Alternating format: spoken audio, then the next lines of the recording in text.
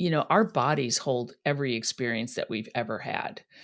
And that's what the horses are seeing and feeling and becoming part of. So they're seeing what's really going on inside of us, and it's very experiential.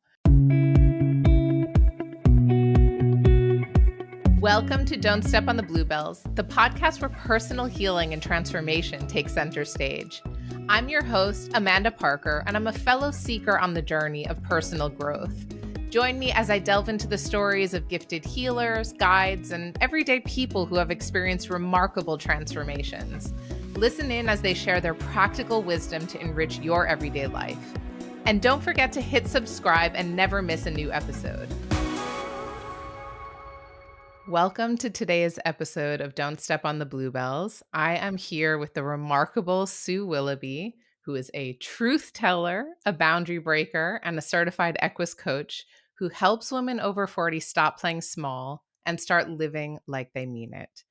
There is so much more that I can share in this moment about what Sue does, but I am so excited that we get to spend this time together talking about really a type of practice that is so dear to my heart. And that is all of the amazing work that you do with horses and helping people really tap into their inner life, their inner wisdom through the work that you and they get to do with the horses. So thank you so much for being here with me today, Sue. Well, thank you for having me, Amanda. It's my pleasure to be here with you. So it's a really great time that we're having this conversation, primarily because I am just back from my very own horse retreat where I was a participant. So there's a lot of revelation and insights that I've been having. And it's just amazing that I get to hear more about your experience and maybe even get to unpack some of those things that I've experienced as well. Yeah, I'd love to hear more about that. That would be awesome. Yeah, don't worry. I'm full of stories. You will. Yay! But for those who are listening and maybe have less experience with what exactly this type of work is, so I can call it equus or equine coaching or therapy. Maybe you can just give us a taste of what that actually is. I'm a certified Equus coach, and what that means is that I partner with horses. I'm not a therapist, so I'm not a licensed therapist. That's a different modality. Similar, I mean, not that we don't get into some heavy things in a coaching session, but basically, there's no riding involved. It's just the client and the horse interacting, doing whatever kind of interaction that they choose to do. And I'm the observer. I'm holding space for everybody. And I'm watching how the person is interacting with the horse, what kind of communication they have with the horse, and what the horse is giving them and also giving me as feedback. So the horse sort of acts as a feedback loop when they're working with the person. And it's very interesting because horses are prey animals, and most people don't realize that. They think, "Oh, they're big, they're strong, they're powerful," which they are all of that as well, but they're prey animals. So every cell in their body at every moment of every day is focused on taking in information. Whatever their senses are taking in, it gives them information, basically just data. Am I safe? Do I need to do something about this? What is that thing? Is it going to harm me? All of these things, they process it and then they release it, which is a beautiful thing. And then that's just a little taste of what it looks like. Well, I really love that first of all, that you call out that it's not about horse riding, because Mhm. I'm sure that 95% of people who are listening or who have had experiences with horses, it's probably usually in a riding context. Mhm.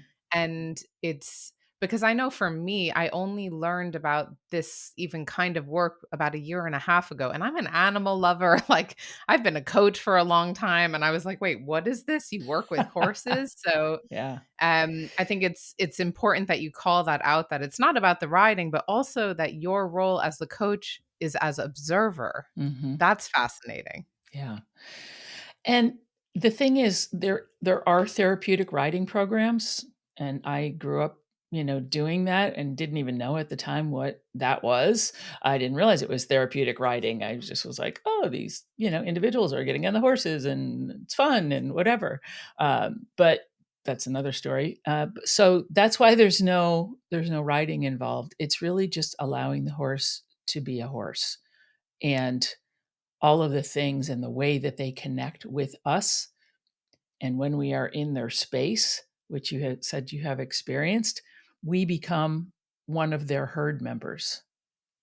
So they need to know, what kind of herd member are we going to be? And they also will look to us for leadership as well, because horses as herd animals will look to whoever is the calmest, most grounded horse in the herd, usually a mare. I'm just saying. Nope, It's not the wild stallion or the crazy gelding running around showing off. That's not who they're going to look to in times of crisis. Mhm. Yeah, just saying. Uh, so yeah, and there is a very big distinction there, and the distinction also between coaching and therapy are very different. As a coach, as you know, I look at coaching. My job is to work with people to help them find the answers that they already have and just uncover them. And horses are really good at that. I'm gonna ask a question you've probably answered 100 times, but do you have, like, is there a special connection you have with horses? Do you have a special ability to communicate with them, or how are you able to do this? That's a good question.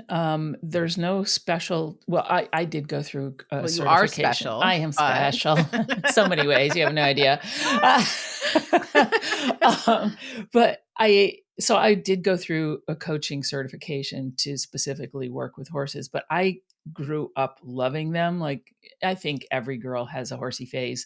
Some of us just never grow out of it, or some of us come and go to it and from it. And I just always loved being around them. And I grew up with an alcoholic parent.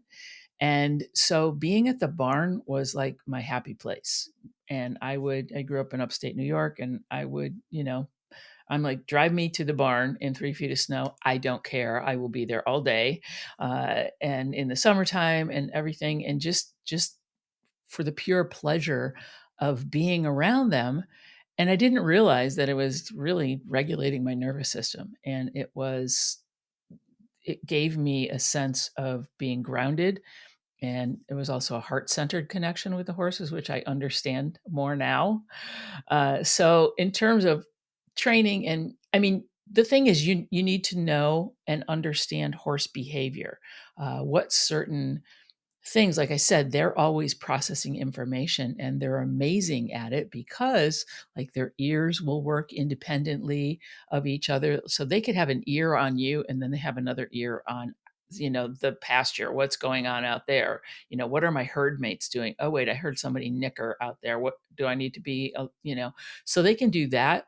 Also their vision, because their eyes are on the sides of their head, they can see almost 360 degrees around them.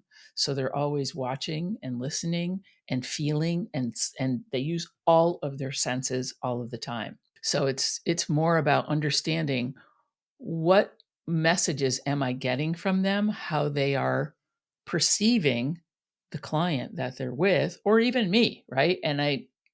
Because I know that when I go to the barn, or in the past, and I have had days where it was not a good ride or it was not a good experience, there was a reason for that, and it was usually because I was bringing a lot of crap with me. And the horse is like, I don't need that. I don't, you leave that stuff outside, or at least be honest about what you're bringing, and be okay with it. Because when you try and hide behind a facade, or when you try and put something out there, the horse is like, I see right through that. So they don't put up with any BS, I guess is what I'm trying to say. Well, they are definitely the perfect mirror. And I remember the first experience that I had with horses, in this coaching context. It was, yeah, a year and a half ago. It was in Santa Fe, where I had the privilege of going again just a week ago. And we were told that the horses can really reflect so clearly back whether you're in congruence with yourself or not. Is what you are saying true to who you are, to what you really believe or not? And the horse is going to show you that with crystal clarity. Mhm. It's a little scary. Yeah. It is funny because it sounds intimidating, and it is, and it can be really frustrating. Like, my own experience sometimes is like, I go in, I'm an animal lover, like, horses are gonna love me, everyone loves me, cats, dogs, and they're like, "I'm not coming near you," and I'm like, "What's wrong with me?" And all of these stories come to the surface right away of wanting to be liked, wanting to be loved, accepted, or inserting my will that you shall love me or whatever it is. Like, I had to face all of that very quickly. Mhm, mhm. Yeah, absolutely. I love that you said that because I've seen people, walk into a round pen with a horse, and the horse is, there's 3 blades of grass on the other side of the fence, and the horse is all like, trying to get at the grass and just, the horse is just being a horse. And the person will walk in and the horse is doing their thing, and they're not, because the horse didn't run up to them, they'll start saying things like, "Oh, the horse doesn't like me. The horse is bored. The horse is" whatever they're feeling, the horse, they transfer it to the horse. Like, "The horse doesn't like me," and that gives a really good some really good opportunities to ask really open-ended coaching questions like, "Why do you feel that? Why do you think that?" "Well, and then it comes out that like, "Well, everybody ignores me. Everybody," and I'm like, "Oh, okay, let's talk about that." They're also really good with boundaries. How have you seen boundaries show up? Is there any example maybe? Oh, tons. Yeah, tons. And I don't know if you experience it or not, but so, if somebody is having boundary issues or they don't have good boundaries, the horses will just move right in on that. So the horse may be standing really close to them. And at first it's like, oh, it's sweet and cuddly. And like, oh, I love that the horse is doing this. And then the horse gets a little pushier, right? And maybe the horse is like nudging them with their head or they're, whatever, or they're biting at their coat or doing something. And so I can say, initially it's like, well, how does that feel? Oh, it's great. I love it. It's cozy. And then you can see that they're getting more and more uncomfortable as the horse gets closer and closer and more pushy, not in a mean way, but they're just like, hey, hey, hey, hey. And then finally the person's like, "No, I don't like this. This makes me feel uncomfortable." Oh, well, let's talk about boundaries, shall we? There's an equine therapist who is down the road from me here in London. And I have brought a couple of my clients to her over the last, well, year and a half, 2 years. And one of my clients, I will not say too much, but he had an experience with the horse where the horse just kept getting closer, closer, closer until it was standing on his foot and he did nothing. It was Oh like, my god. huh, Ow. well, yeah, yeah. That'll leave a mark. Yeah, he's like, "Oh, it was okay." I'm like, "Was it okay? Really?" But Yeah. in that setting, I was not the coach. There was someone else who was there with him in the arena. We just debriefed, and I was like, "How interesting." Yeah. How's your Making foot? note of everything we've been working on for months. Right? Yeah. Yeah. I think that was something that was so poignant and, like, really powerful for me to understand, and maybe you have more insight into this, but there could be things because I consider myself very self-reflected. I do my work, and it's not that I know everything. Like, I always have more to learn, but I really put in the time to understand what I'm thinking, what I'm feeling, what's happening. And my God, I have never seen it so clearly as being in the arena with a horse. And there could be, and I have goosebumps head to toe even saying it, because there could be challenges that I know, and I've been struggling with them and trying to reason them or work them through in my mind. And then it could be like 10 minutes in the arena with a horse to showcase whatever that exact behavior is. And then all of a sudden, it's like lived memory in my body. I get it. And I always make this distinction between like head knowledge, knowing intellectually, and then really felt experience knowledge. And to me, those experiences, the horses, and with a great coach, someone like yourself, can actually help you like get it, like really get it. Yeah. I love that you brought the body into it because that is a really clear distinction. We are up in our heads all the time for the most part, right? And I think, now you having had horse experience, when I'm working with someone and I'm asking them what it is that they're experiencing, they may say a word like, I feel mad, or I feel sad, or or I'm not even I feel, I am mad, or I am whatever, or I am scared. Okay, that's great. But what does that feel like? Like you said, it's once it's, our bodies hold every experience that we've ever had. And that's what the horses are seeing and feeling and becoming part of. So they're seeing what's really going on inside of us. And we're up here in our heads. So we can talk ourselves out of just about anything. And that's the difference between, talk therapy and talk coaching. And then when you throw a 1,200-pound animal into the mix that is, 2 inches from your face, you're like, oh my God, right? What is going on here? And they will, like you said, they will reflect what's going on inside you. And it's very experiential. And it imprints, right? Like you said, it just goes right into your body. So that's why I really encourage people to, or have them do some grounding exercises. And if they can't tell me what they're feeling physically, then I will say, okay, let's just back off for a minute and see where you are in your body. What are you feeling? What do you know? And then they really have to stop and think about what they're feeling, because that's what horses do. They're always in the moment. Their awareness is always super heightened. So those are the types of skills that they can teach us, is to be present.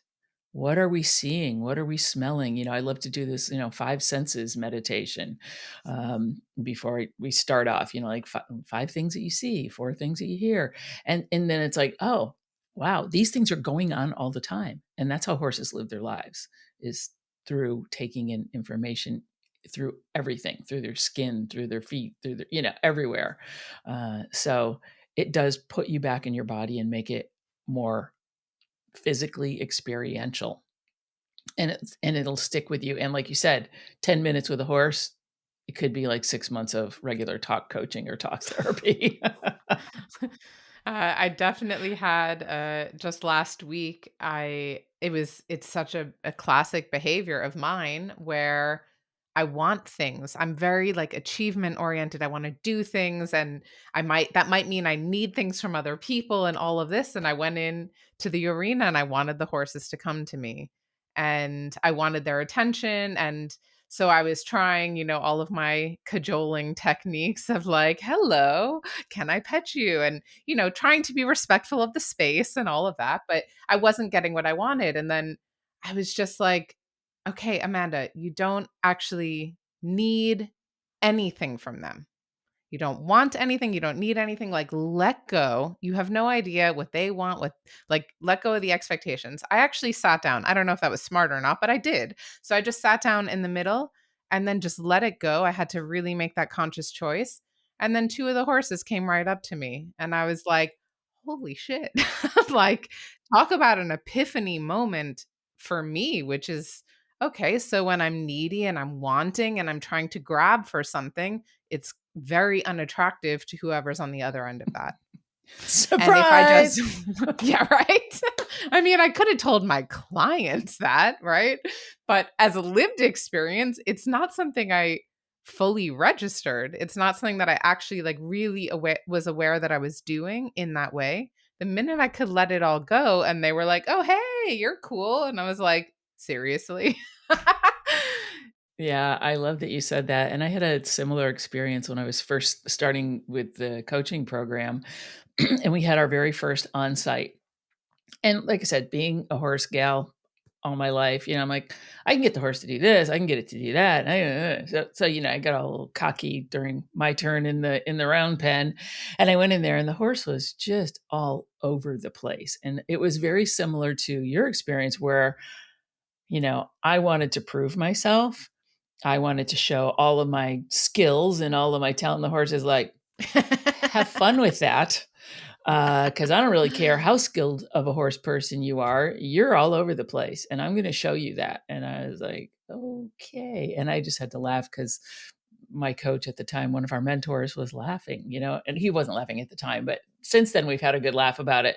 He said, "Do you remember your first time?" And I was like, "Yes, please. Don't even.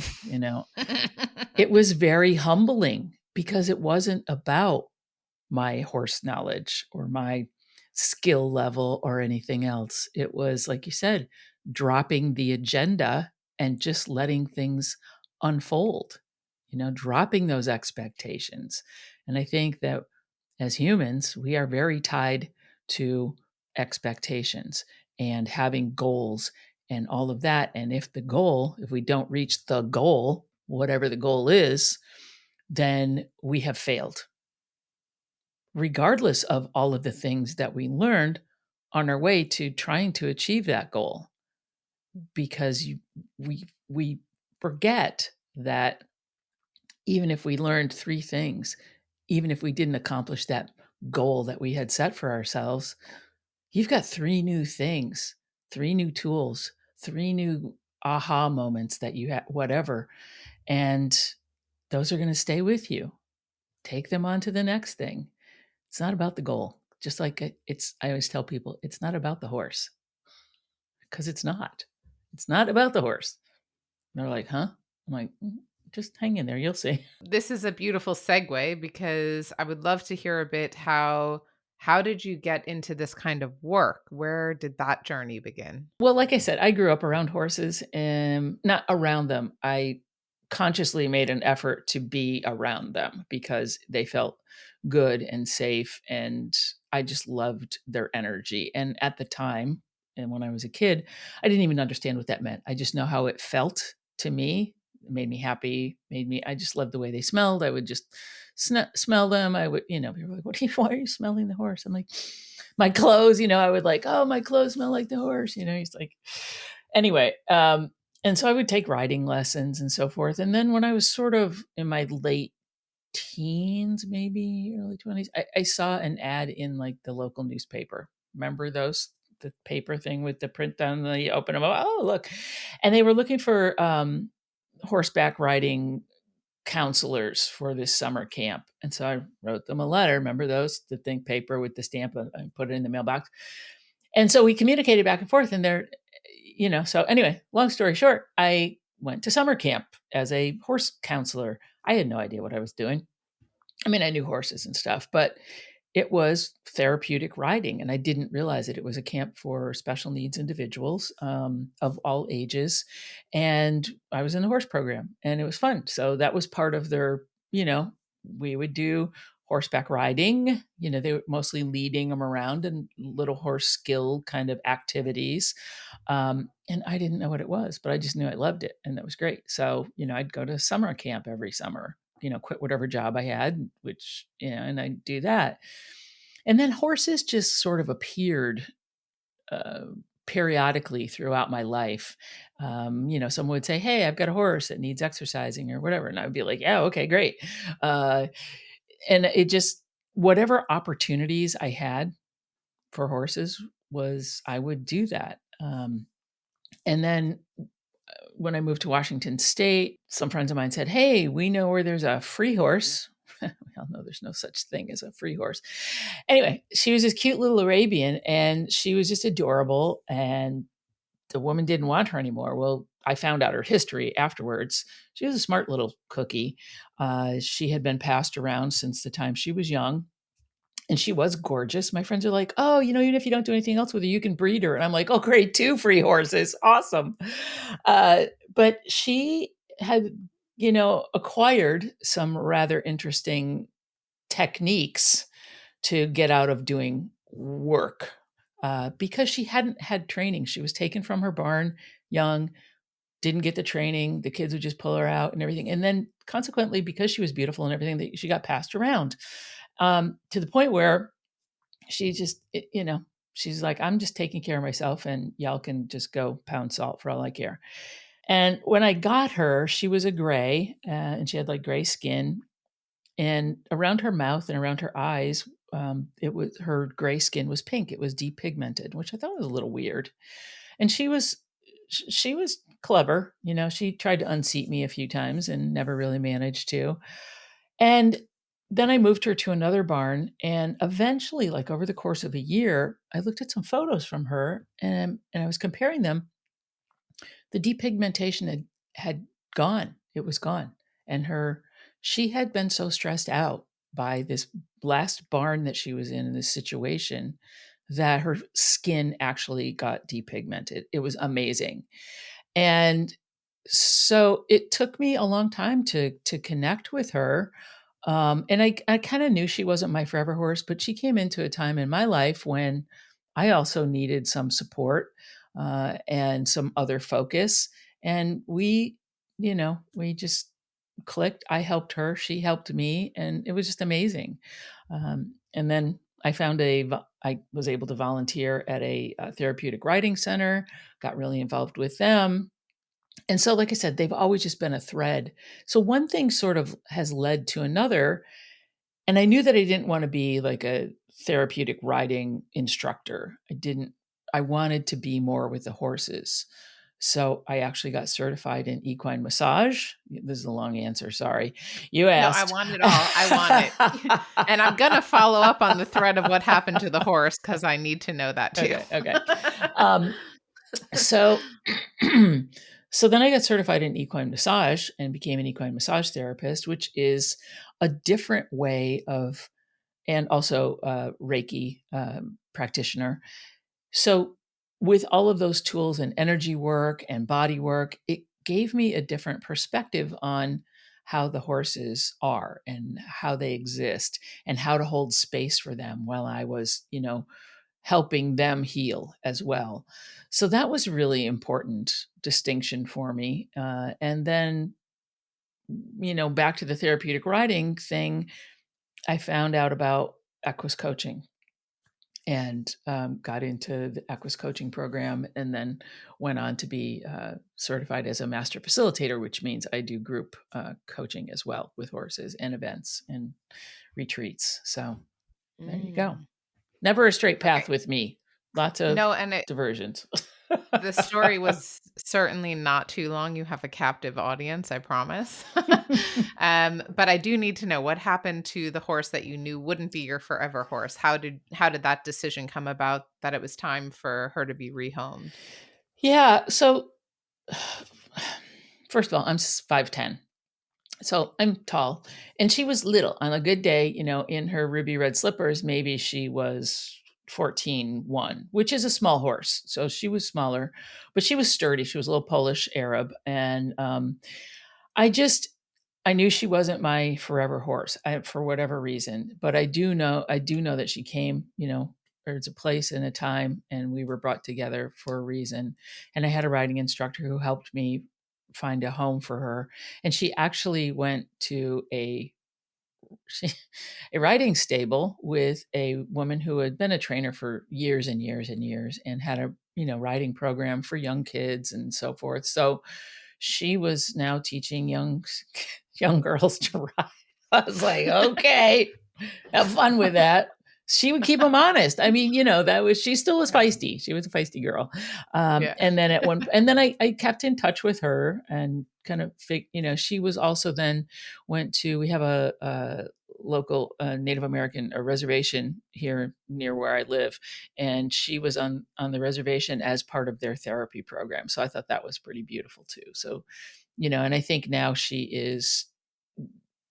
I think someone purchased her from the riding stable, and so hopefully she has a lovely young young rider. But there was a gal at the therapeutic riding center, a young gal in on the reservation who bonded with her completely, and she would take her on trail rides and everything. I mean, it was just so beautiful. So I'm happy that we had each other for that time in our lives, and that she went on then to not be misunderstood, Mm, and that was yeah. important to me. I also find it so fascinating with, I mean, first of all, Beautiful story and unfolding to get to this part where you help people. I know there's so much more richness, and I know you've had multiple career paths, I believe. A So we'll touch couple. on that in a second. But I also find it just fascinating. Horses, like, they're so sensitive and they're such beautiful animals, and we form such deep bonds with them, but it's one of the few animals that does have multiple homes or houses or all of this throughout its lifetime. I know that horses are very expensive to maintain. I know that's one element for many people, but it's really fascinating. I never really knew much about that before. Yeah, I think, and it depends. The horse world is like anything, right? A lot of times horses are seen as just objects and, they're either competitive or they're whatever, if they're off the track thoroughbreds, they've had their racing experience and that's something different. I mean, they all have different disciplines that they end up in. And I have a horse currently. His name is Moose. He's 16 hands and he's like 1,200 pounds. He is a big fellow. And so, but you just never know what their history is and or why people, you know, girls grow up, they go to college, they stop competing, they do whatever, then the horses are left behind. And there's also horses that are just, people don't realize a lot of times the amount of care, the expense, and what happens when they can't afford those things. And so, there's rescue organizations out there that work tirelessly and sometimes the horse just is done with his job or her job and they just need a place to hang out and so they can find a sanctuary and there's a couple of rescue slash sanctuaries that I work with to do and then when I work with those horses as coaching partners it's great because then they have a purpose again and they like to feel wanted. They're very they have being domesticated, they have accepted us for, amazingly into their world, and allow us to do things like ride them. And it is a privilege, and some people take that for granted, that privilege. It's not it's a privilege, it's not a right. And to have a better understanding of the horses and why they do things, and why they may react a certain way, it if you are aware, it's just interesting because sometimes people just don't pay attention to why the horse is having a really big no about something. They're saying no for a reason, whatever that is. And you have to think, is it me? Is it something that I'm bringing to the table? A lot of times it might be like your agenda or your whatever. And they're like, will they do My need to what be loved. your need to be loved, your need to be wanted. Yes, all of that. Yeah. Um, so they are really heart-centered beings and they're not just a commodity. And I think that, sometimes people forget that.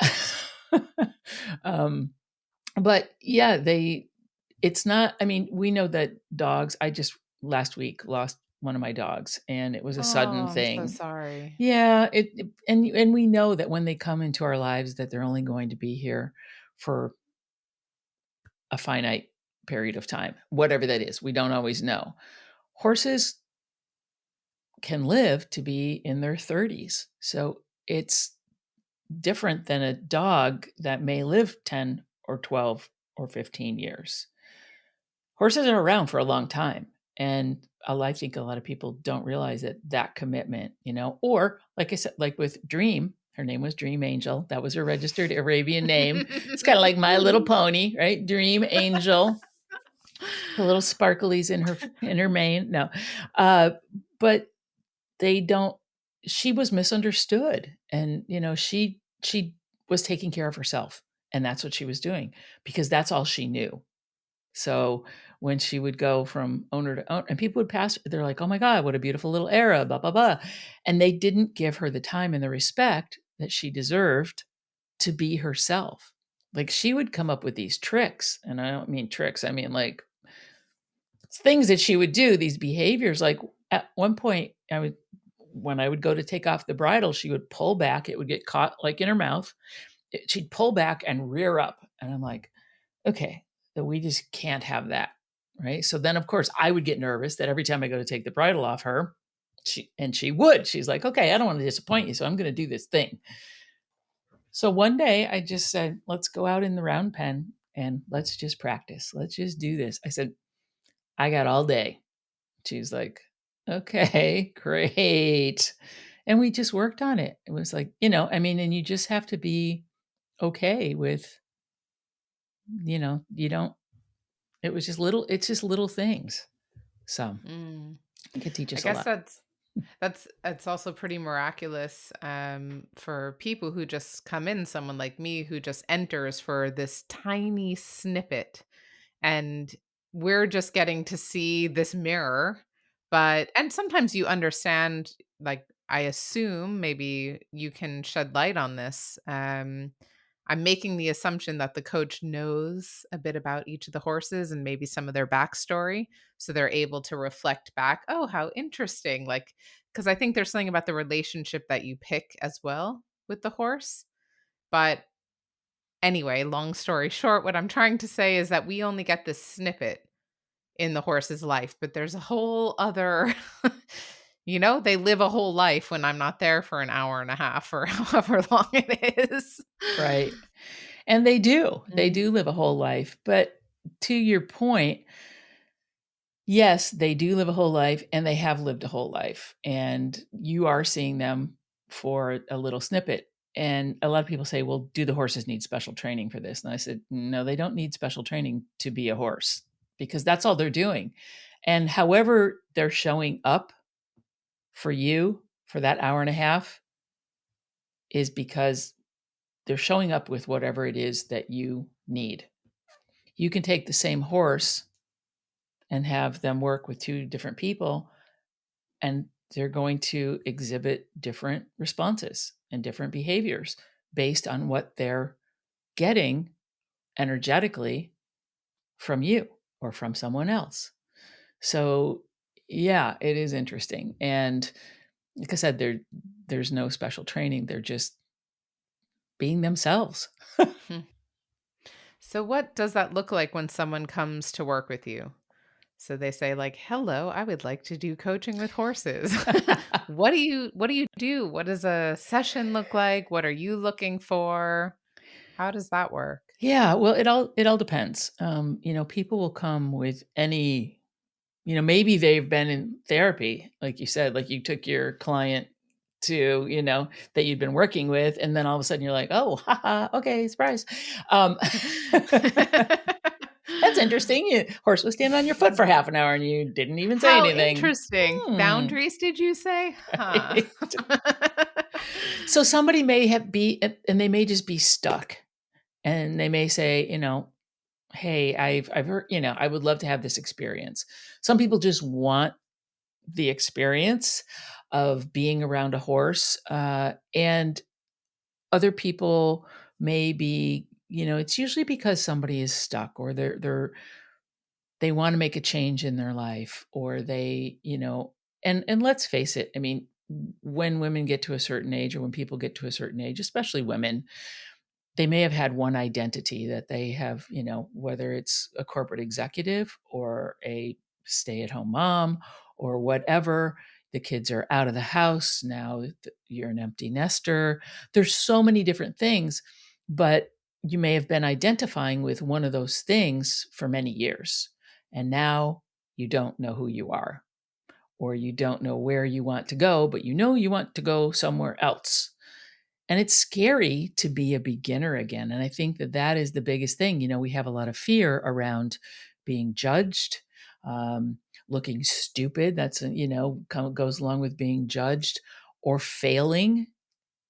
That, whatever we see as failure. And we talked about that earlier, where it's like, oh, well, we have this goal. I want to, I want to be in a new career doing this. Okay. Do you even know what that entails, or what is your, so horses can help with all of that stuff. Okay, so that was the that was the setup. Now we'll answer your question. So, so let's say somebody, comes and they may not. Maybe they say, "I just don't know how to experience joy anymore. I don't know what that looks like for me. I don't know what that feels like for me. I just know that I don't." And maybe it's not full blown depression, or maybe it is depression, or maybe whatever it is, but I need to be able to feel joy or experience joy, and I don't even know how to do that anymore because we lose that after over time. You talked about my many jobs and so forth. I'm always curious, and I think losing your curiosity, losing that kind of zest for life, sucks the joy out of us. And there's a lot in this world right now that is sucking the joy out of everybody. I'm just going to leave it at Mhm. that. I don't think I need to go Yep. into any details. But having said If you're that, if you're listening in 2025, you know what she's talking about. right. And to that point, we allow all of those negative forces to come in because we can't block them. It's like this, when you drive past an ugly car wreck, you're like, oh, I got to look and see what's going on in there. I can't look away, right? You can't look and you can't look away. So it's all of that stuff. Anyway, back to the joy. So let's say somebody comes and they want to be able to feel joy again.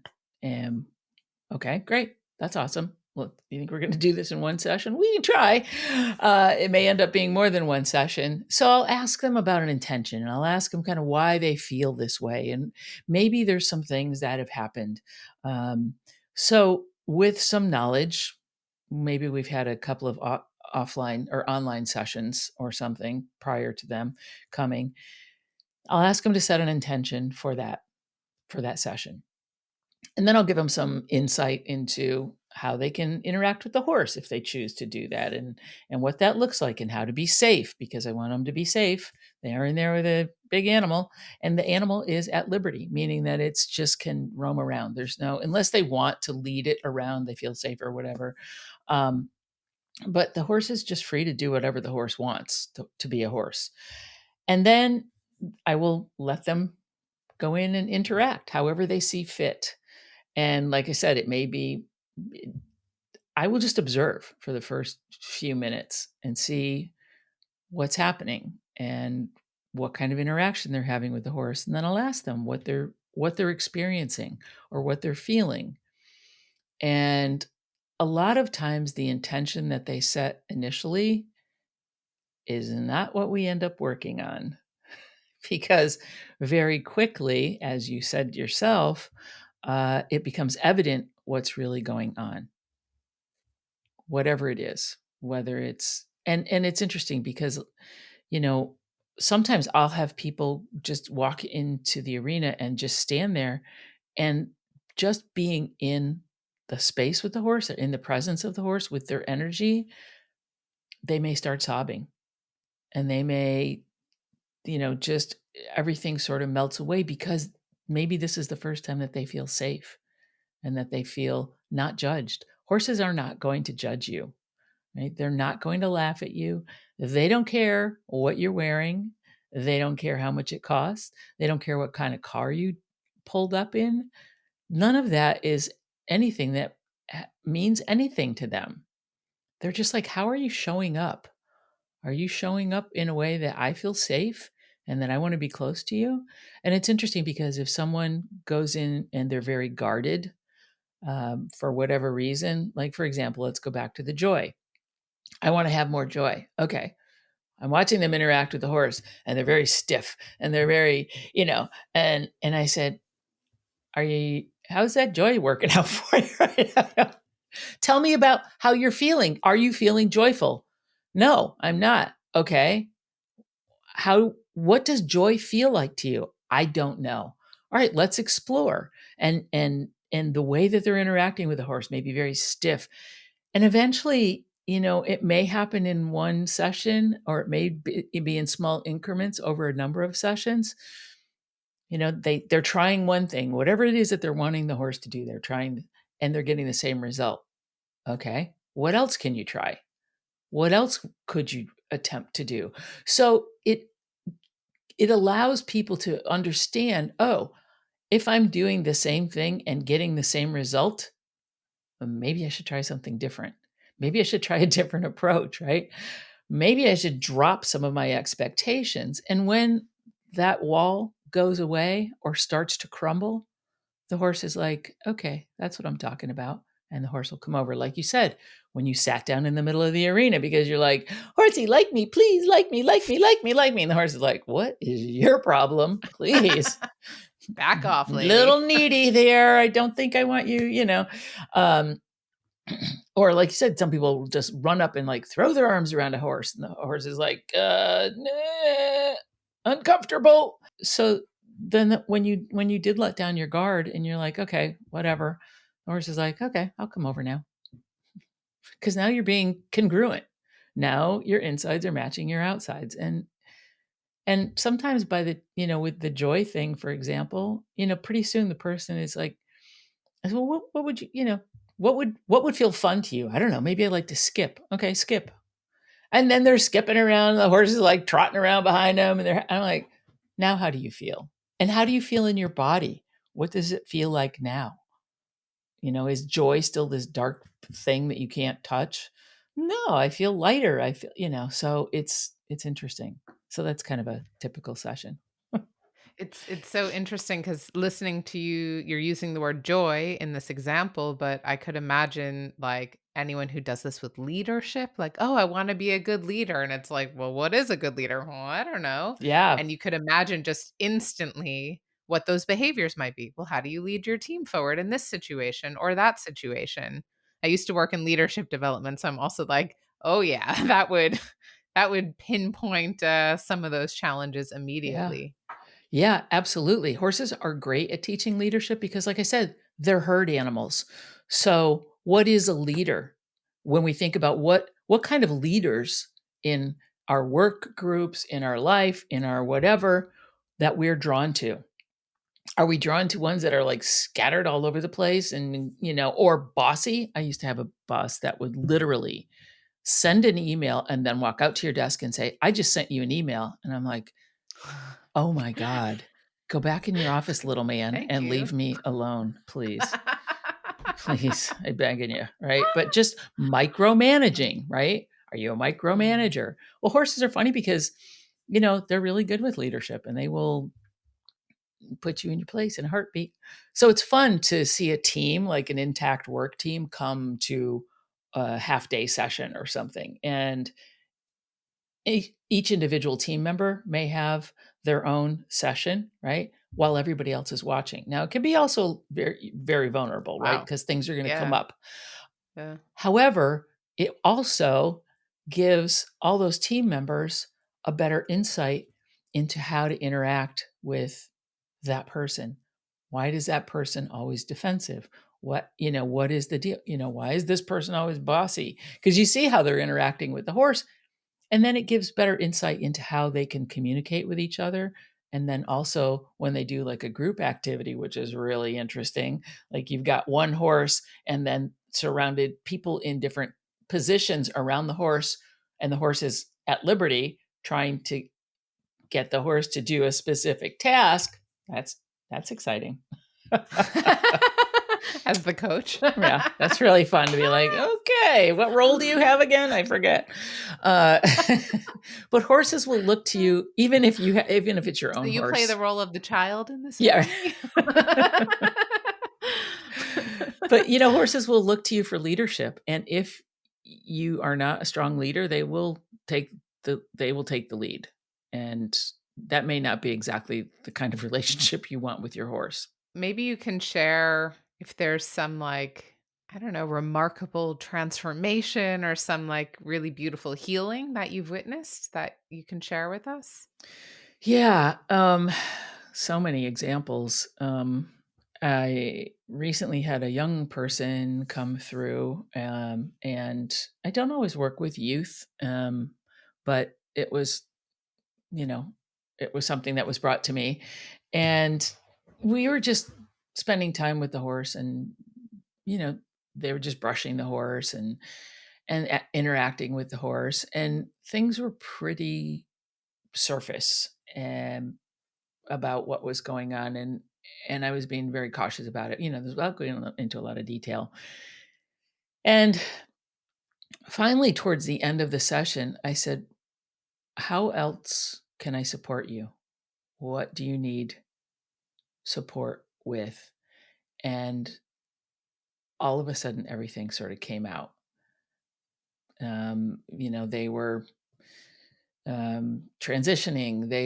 Their father wasn't paying attention to them and didn't have a good relationship with their father because, all of these things. And they had not had anyone that they could talk to about it where they felt comfortable. So, it was just the one session that I had, but being able to hold space and have this young person speak their truth about their life and where they were and how they were feeling was huge. And it was really, it was a lot. It was a lot, but it was just by being with a horse that they were able to do that. So, hopefully them feeling comfortable enough to speak those things out loud, and that maybe then they were able to take that to the people that really mattered. That, It's a testament to the safety that you create and that the horse creates, that there's this beautiful space of non-judgment that probably they finally felt safe enough to be able to say the thing that's been with them. And I know, yeah, the pure power of being able to speak your truth even once when you felt so afraid or like no one cares or no one will listen, like that's life-changing. That is absolutely life-changing. yeah, exactly. And that was a young person, and there's a lot of women in their midlife that feel that same way. They have not been able to be themselves to the point where they don't even know who they are anymore. So, if I can help a younger person not have to get all the way to midlife before they figure things out, great. And if I can help someone later in life that is experiencing something that they can't talk about or that they can't even touch or reach, then that's what I want to do. It's so beautiful. I would love to hear more of these stories, but I know that we're coming close to the end. We're not quite there. But I would love, just also for my own curiosity, but also for everyone who's listening, if people were interested to work with you, is that in person in Washington? I assume it's in person, but go on. So I can do coaching online and not with horses, obviously, but because I have been around horses enough, I have a little horse sense that I bring to any of my online, so I can kind of call both on stuff. Anyway, but yes, in Washington, I can also, I have people I do retreats in other locations. Um, if someone has a retreat experience that they're building, I can be invited in to do an Equus coaching piece of it. I can work in other locations, you name it. I mean, I can travel to other locations, but if anybody wants to work one on one with me, it could be either here or at a retreat location. So yeah, and it's just basically just get in touch with me, and we can talk about what your needs are. Yeah, that's beautiful. And you also shared just a bit in your own journey that you've done different trainings and things like that. Are there any resources, cuz I'm willing to bet that people who are listening who have maybe never gotten to encounter something like this will be really curious to learn a bit more about how maybe they can deepen that relationship with horses. Are there any resources like books or training schools, things like that, that you would recommend someone check out to learn more? Yeah, actually, the Center for Equus Coaching is where I did my training, and a lot of the um, a lot of our facilitators and our coaches also have educational programs. So, or you can go, you don't have to get a certification in Equus coaching just to go through that experience. And a lot of times, if I do a weekend retreat, people will come away with that knowledge. But if you do, or if you're interested in being in more of a coaching role, let's say you're already a coach and you want to add this to your repertoire, then I would check out Center for Equus Coaching, or you can also contact me, and I'm happy to talk to you about the program and what it entails if it's something that you think you want to do. You can go to, a lot of times we'll have a demo day type of an event where you can go and say and have that experience, see what it looks like, take part in it. So those are some things that you can do, and you can Google equine-assisted coaching or something like that to get more resources as well. Yeah, there's a number of different programs out there, not just the one that I went through. And you also have a podcast, I do. right? I don't know how much you talk about your horse coaching on the podcast, your Equus coaching, but please tell us what that is because, yeah, just listening to your wisdom, your voice, I'm sure people are going to want to tune into more of that as well. So the name of my podcast is Midlife Strategies for Badass Women. Ha! Love it. So I have amazing guests on. I do solo episodes as well. I don't necessarily talk about the Equus coaching. I do that a lot more on my guest spots when I guest on other people's shows. Thank Um, you.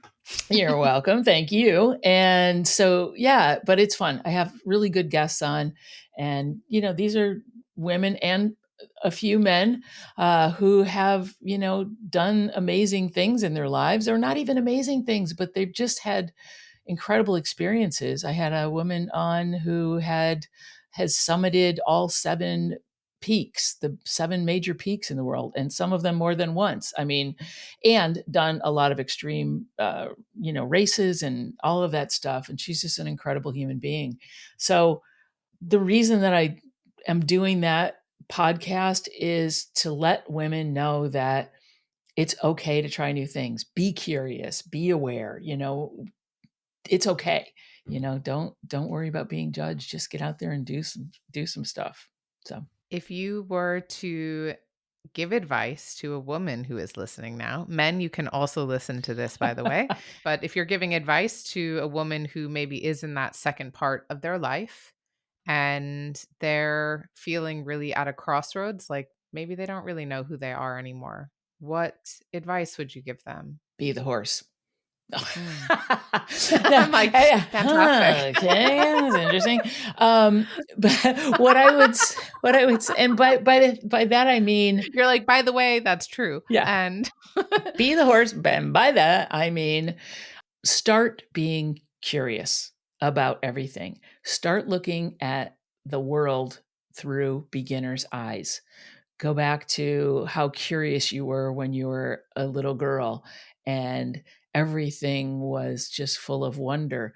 I mean, we take everything for granted. The road that we take to the grocery store or to work or to, whatever it is, dropping the kids off or someplace, either take a different route, or when you're on the same route that you take all the time, go slower, stop, get out of the car, whatever. Look around. Find one thing, note one thing that you have not seen before or that you've driven past 100 times. Because when we start to be curious, it builds our awareness. And it's also, when you look at things through beginner eyes, it really does shift your perspective. And when you go to try something new, you are a beginner again. And I think that that's really hard for people. Think about the horses. You're not being judged. The only person that's judging you really is yourself. Be curious. Put on your beginner glasses and look at the world differently. Just, shift your perspective. so, as we're coming to a close now, are there any last words, anything else that you would love to share that you didn't have the chance yet? No, I think just don't be afraid to try new things. I mean, I've tried a lot of things in my life and we didn't get into all of them. But everything from stand-up comedy to roller derby referee to private pilot. I mean, a lot of things. Don't be afraid to try something new just because you're afraid you're going to look stupid. Like I said, it's I'm a lifelong learner. I love new experiences, and yeah, I think it's really important that we continue to live and not give up. This has been a beautiful conversation, very timely. I'm so grateful that I could have you on. And everyone who's listening, you're going to have links to all of the ways to get in touch with Sue in the show notes. So please do check those out and get in touch. This is a resource you're not going to want to miss. Thank you so much for joining us. And to everyone who's listening, I will see you next time. Thanks for tuning in to today's episode of Don't Step on the Bluebells. If you enjoyed this conversation, please give the podcast a 5-star rating wherever you listen. And don't forget to hit subscribe and follow along so you never miss a new episode.